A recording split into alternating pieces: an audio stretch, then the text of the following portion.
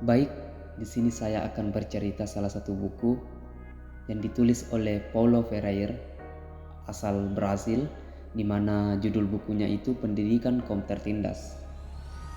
Pernah nggak teman-teman berpikir bahwa pendidikan ternyata bisa jadi alat penindasan?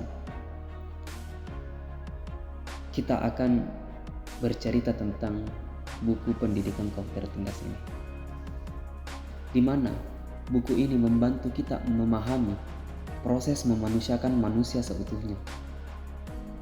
Buku ini ditulis oleh Paulo Freire, seorang intelektual asal Brasil. Di dalamnya, Freire mengupas konsep pendidikan yang bersifat membebaskan serta bagaimana masyarakat dapat melepaskan diri dari ancaman dan penindasan. Di buku ini, masalah utamanya bagaimana menciptakan suatu kondisi yang tidak membuat pola sesat ini terulang terus berulang, di mana kaum tertindas yang nantinya bebas dari penindasan malah berbalik menjadi penindas. Menurut pandangan penulis, kaum tertindas tidak boleh berbalik menjadi penindas, tetapi memulihkan kembali humanisasi antara kaum penindas dan tertindas. Dehumanisasi tidak hanya berdampak pada mereka yang kehilangan kemanusiaannya, tetapi juga dengan cara yang berbeda pada mereka yang merampasnya. Hal ini merupakan penyimpangan dari kodrat manusia sebagai makhluk yang sejati. Meskipun dehumanisasi telah terjadi sepanjang perjalanan sejarah, hal itu bukan bagian dari hakikat sejarah itu sendiri. Jika kita menerima dehumanisasi sebagai sesuatu yang wajar dalam sejarah, maka kita akan terjebak dalam pandangan pesimis dan rasa putus asa yang mendalam.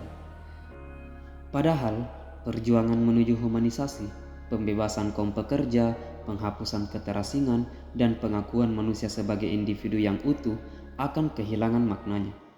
Perjuangan ini hanya masuk akal karena dehumanisasi, walaupun nyata dalam sejarah.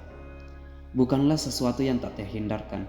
Ia adalah hasil dari sistem yang tidak adil, yang melahirkan kekejaman dari pihak penindas dan pada akhirnya menimbulkan dehumanisasi bagi kaum yang tertindas.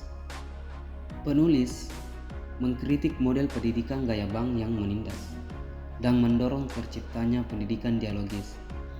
Menurutnya, hubungan antara pendidik dan peserta didik seharusnya bersifat dua arah, bukan satu pihak aktif mentransfer pengetahuan sementara yang lain pasif menerima. Penulis juga mengajukan sebuah alternatif untuk masalah tersebut dengan sistem yang ia sebut dengan pendidikan hadap masalah, di mana guru dan murid bersama-sama menjadi subjek dan disatukan oleh objek yang sama. Tidak ada lagi yang memikirkan dan yang tinggal menerima atau menelan materi saja, tapi mereka, guru atau murid, berpikir bersama-sama. Dalam sistem ini pula, guru menjadi rekan murid yang melibatkan diri dan merangsang daya pikir kritis para murid. Dalam buku ini juga, penulis menjelaskan bahwa pendidikan seharusnya menjadi praktik kebebasan, bukan alat penindasan. Ia menekankan pentingnya dialog sebagai inti dari proses pendidikan, di mana guru dan murid bersama-sama mencari makna dan membangun pengetahuan yang relevan dengan kehidupan nyata, relasi manusia dengan dunia, serta pentingnya menyusun isi pendidikan berdasarkan tema-tema generatif, tema yang muncul dari realitas hidup, pendidik, peserta didik yang menjadi sorotan utama.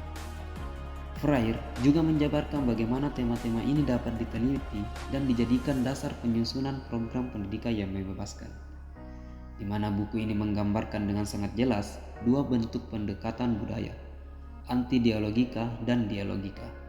Anti-dialogika mencerminkan tindakan kebudayaan yang menindas melalui cara-cara seperti penaklukan, adu domba, manipulasi, dan serangan budaya.